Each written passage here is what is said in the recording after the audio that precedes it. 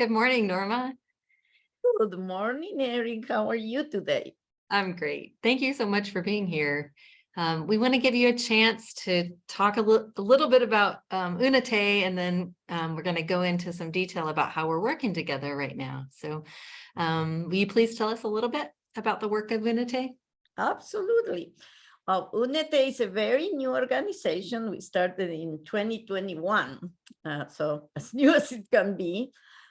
The good thing is that we are rooted in 2 decades of grassroots efforts and community work in our region, which was very, very helpful in securing a contract with NCDHH's Office of Rural Health, because that investment in our grassroots work allowed us to get the contract for 1 year and renew for 6 months.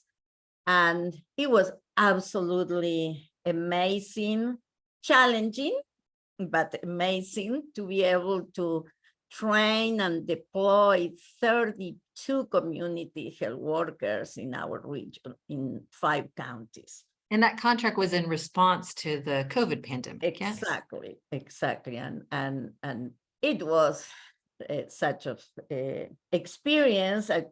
Often I said we built the plane while we were flying it. But the the creativity, the commitment of people that want to become community health worker and have to take the courses and pass the course and be certified was just inspiring.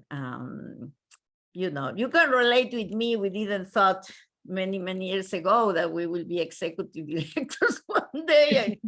Here we are. Well, Norma, in addition to building and flying the plane during COVID, y'all were also partnering. So can you talk a little bit about how during that time you were partnering with WNC Health Network? We did, yes, we did. And that was a great experience with my recent campaign. And we have one of our very fresh community health workers sharing the experience, the reason why he got vaccinated. And that was, every story you showed was inspiring. But of course, when we could show one of our own, we love it.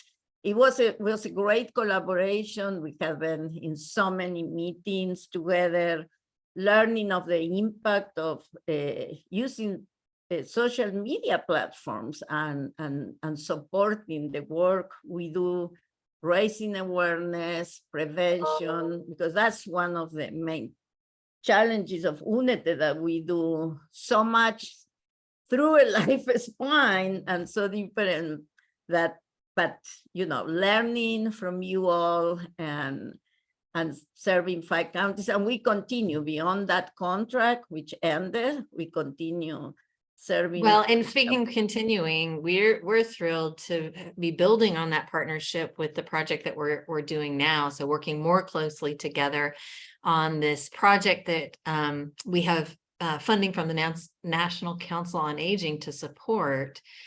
So for the folks listening, this is a 1-year project that's aimed at increasing COVID-19 and influenza vaccination rates among particularly our older at-risk populations in our region. So we have 3 tracks of this project working together. So that raising awareness you spoke about, understanding the importance of vaccinations through community-driven marketing and education outreach. We're also leveraging relationships with local health departments across 5 counties to increase access to vaccinations through clinics and some of their outreach. And then the part you're here to talk about is connecting with individuals directly and building that trust within communities through that grassroots outreach that you all specialize in and have expertise in. So this project is really rooted in your community health worker model. I'd love for you to share with us what your experience has been so far working on this project. We're about 5 months in, 4 months in. and what have y'all achieved so far? Yeah. Oh, we are happy that we can achieve over 100 people vaccinated, which is wonderful. And it speak about how the community health workers model is such an amazing tool, even though we are so strategic in that our community health workers mirrors the communities they serve. We were like, well, the only one fitting the category of older adult in my team is me. And so we were like, okay, how this is going to work? And I think the fact that they can identify with the sons and daughters trying to keep their parents or grandparents protected and healthy was a very important point of connection in outreach in this community. Also, the skills and the talents and how seasoned our community health workers are. And everybody said there is such of energy in their presence.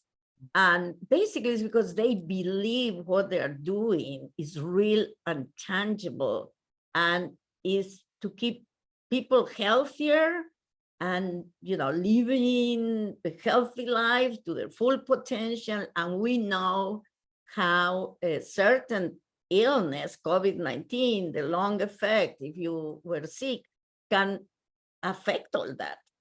So I think part of the successes, beside that we are, in food distributions, we are present in free clinics, we have developed these amazing relationships with health departments, and their support is so crucial in this matter. We are in agricultural places, in factories. Beside all that we are doing is that honest commitment and believing in our mission that was wellness for the whole person and the whole community. Because they just, a colleague said, I love to be wherever UNETE is because the chances that I live with my belly feeling happy and my soul too. Oh, that's beautiful, Norma. That's really beautiful. And that you are sharing that embodied joy and commitment to supporting communities is just a beautiful thing. So I know that this work isn't always easy. So what are some of the challenges that you're facing with this project in particular?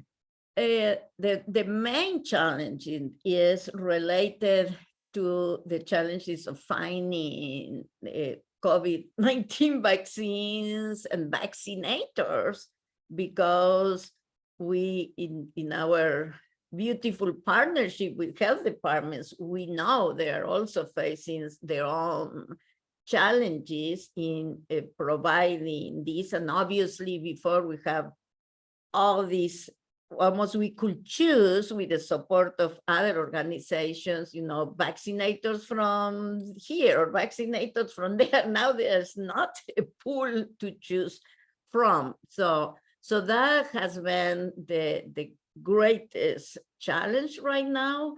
And also from free clinics and the health department, it's the same commitment to serve. So when they can, not only they bring us COVID-19 vaccines, they bring shingles, very important for our elders to be protected. Also bring tetanus and hepatitis and B.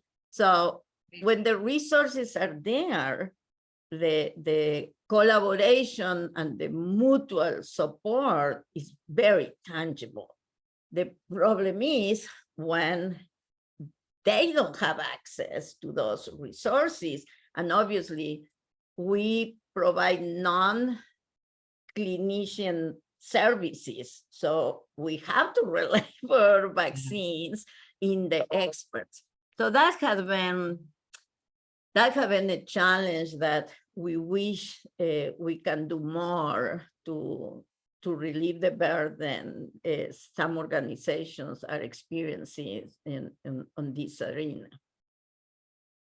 Norma, is there anything else you'd like to say about what you're particularly feeling proud about with this work? Mostly is the creativity of our community health workers team, the willingness of you all to share all these tools and platform that we can use, the view from here, and because we need everything we can put our hands on to, keep doing these very challenged missions or serving through a lifespan our community. And we obviously UNETE is not doing this by ourselves. I was sharing yesterday, in July only, we have reached over 1,200 people in our 5 counties. But it's not because we are doing it by ourselves. It's because we are collaborating with so many organizations that allowed us to be present, offer our expertise, offer our resources, and outreach people and bring vaccine, bring information, and connect with resources. And the creativity, how our team, try this and try that, and go to nurses' home or go to, I don't know, places to get to know our elders and be there for them. So yeah, that the understanding that it is work, is professional work, but it's service too. Yeah. So I really appreciate you lifting up just how wholeheartedly you and your team bring your expertise and your openness to engage and utilize the expertise of the health departments and the Health Communicators Collaborative. I just like that. That is critical for us all to be able to serve our mission. So thanks for lifting that up. Before we go, we serve all, we include pets in that all. Because we are vaccinated with pets too, so all means all. Maybe even some elderly pets. Absolutely, of course. Well, before we go, Norma, from what you and your team have learned and across this project and then through your years during the pandemic emergency, what advice do you have for communities trying to increase vaccinations? Yeah, that is very, very important. Is just to tap in the wisdom of the community. The community knows what the community needs. The problem is who they're going to entrust of the knowledge to say, this is what I need, and I want you to let you know what I need. And I trust you are going to deliver those services or connect me with cultural humility, which goes way beyond that being, from the same ethnicity or speaking the language. So just listen carefully and look for those representatives from that particular neighborhood or that particular community that will be your allies, and share one their needs and the other one the resources. Make that connection, build on that trust, and just be absolutely transparent. I always said what wrongly we call communities difficult to outreach. We are very easy to outreach. Just that as any underserved sector of our population, we have these tune radars that we can tell when somebody is wholly present and commitment, or, there are some agendas. And I think just be yourself, listen and look for these crucial allies that they will trust you with their needs, and just remember to serve. Well, thanks so much for your time today, Norma, and thank you for trusting this partnership. We're so grateful to be working with you to help build healthy and thriving people and communities in Western North Carolina. Yeah. Yeah. For those of you listening, please stay tuned in our newsletter. We'll be sure to give updates on how this project is finishing up. Thank you, Norma. Thank you, Erin. See you soon. Bye-bye. Bye-bye.